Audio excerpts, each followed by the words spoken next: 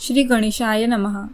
सिद्ध म्हणाला, नामधारका, प्रयागातील वास्तव्य श्री गुरु नृसिंह सरस्वतींनी एकूण 7 जणांना संन्यास दीक्षा दिली. माधव सरस्वती, बाळ सरस्वती, कृष्ण सरस्वती, उपेंद्र सरस्वती, सदानंद सरस्वती, ज्ञानज्योती सरस्वती आणि सिद्ध ही त्यांची नावे होते. त्यानंतर ते शिष्यांसमवेत बद्रीश्रमात गेले. तेथून दक्षिण यात्रेस निघाले. फिरत फिरत ते आपल्या जन्मगावी कारंजास आले. आपल्या आईवडिलांना व भावंडांना भेटले. त्यांनी घरोघरी जाऊन पूजेचा स्वीकार केला. माधव आणि अंबा यांनी त्यांना उद्धार करण्याची विनंती केली. श्रीगुरु म्हणाले, मी तुमचा पुत्र असून संन्यास घेतला आहे, म्हणून तुम्हाला मोक्ष मिळेल. तुम्ही काशीक्षेत्री देह ठेवाल. ते ऐकून श्रीगुरूंचे मातापिता कृतकृत्य झाले. श्रीगुरूंची रत्नाई नावाची बहीण होती. तिने संन्यास घेण्याची इच्छा व्यक्त केली. श्रीगुरु तिला म्हणाले, तू पतीची सेवा कर, संसार कर.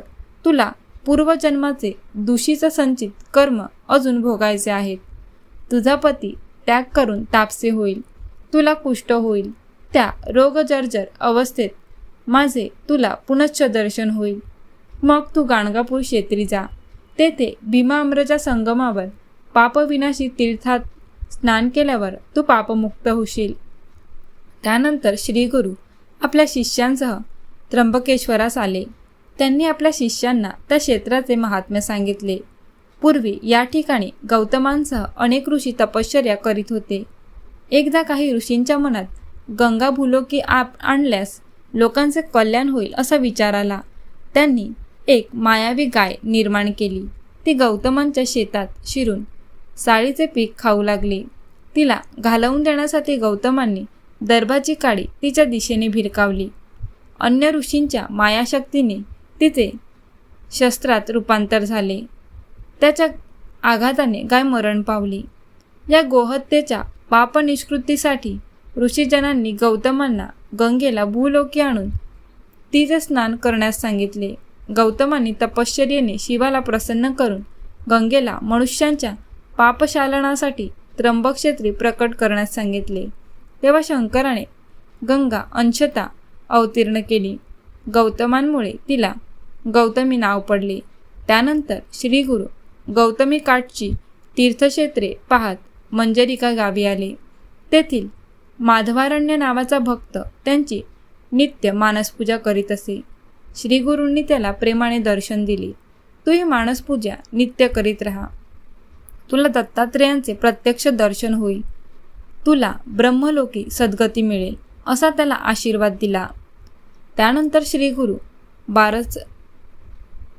बारस ब्रह्मेश्वर स्थानी आले. तेथील नदी शिष्यांसह स्नान केले. तेवढ्यात पोटदुखी असह्य झालेला एक ब्राह्मण काठावर येऊन गडाबडा लोळू लागला. त्याचे अन्नाशी उभेच वैरच होते जणू. तो फलाहारच करायचा. महिना पंधरवाड्याने जेवला तरी पोटदुखी असह्य व्हायची.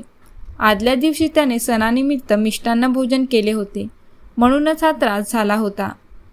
आता प्राणत्यागाशिवाय या जीवघेण्या व्याधीतून सुटका होणार नाही असा विचार करून त्याने पोटावर जड पाषाण बांधला आणि विषण्ण मनाने शिवनाम घेत नदीत शिरला. श्रीगुरूंनी त्याची वेदना जाणली. त्याला बोलावून घेतले. त्याला आत्महत्येपासून परावृत्त केले. माझ्याकडे औषध आहे, आता तुझे दुखणे गेलेच म्हणून समज असे म्हणून त्याला धीर दिला. त्यावेळी सायनदेव नावाचा एक ब्राह्मण ग्रामाधिकारी श्रीगुरूंच्या दर्शनास आला. श्रीगुरूंनी त्याचे गोत्र, मूळ गाव आदी चौकशी केली व म्हणाले, सायनदेवा, हा ब्राह्मण पोटदुखीने आजारी आहे. याला तुझ्या घरी ने व उडदाचे वडे, सांदणे आणि दुग्धमिश्रित पाकान्नाचे भोजन दे. सायनदेव म्हणाला, माझ्या घरचे अन्न खाऊन याचा प्राण गेला तर मला नाहक ब्रह्महत्येचे पातक लागेल. श्रीगुरु त्याला म्हणाले, उगाच संशय घेऊ नकोस, सांगितल्याप्रमाणे कर. सायनदेव म्हणाला, स्वामी, या ब्राह्मणासमवेत तुम्ही सर्वांनी माझ्या घरी भोजन करून मला उपकृत करावे. श्रीगुरूंनी त्याला संमती देताच तो आनंदाने घरी गेला. स्नानसंध्यादी नित्यकर्मे झाल्यावर श्रीगुरु आपले शिष्य व उदरशूल झालेला त्या ब्राह्मणाला बरोबर घेऊन सायनदेवाच्या घरी गेले. सायनदेव आणि त्याची पत्नी जाखाई यांनी त्यांची पूजा केली. श्रीगुरूंनी त्या दोघांना तुमच्या वंशात गुरुभक्तीची परंपरा निरंतर चालू राहील असा वर दिला. त्या दोघांनी सर्वांना आग्रहाने पोटभर खाऊ घातले. श्रीगुरूंच्या आज्ञेने ब्राह्मणही मनसोक्त जेवला आणि त्यांच्याच प्रसादाने पूर्णतः व्याधीमुक्त झाला.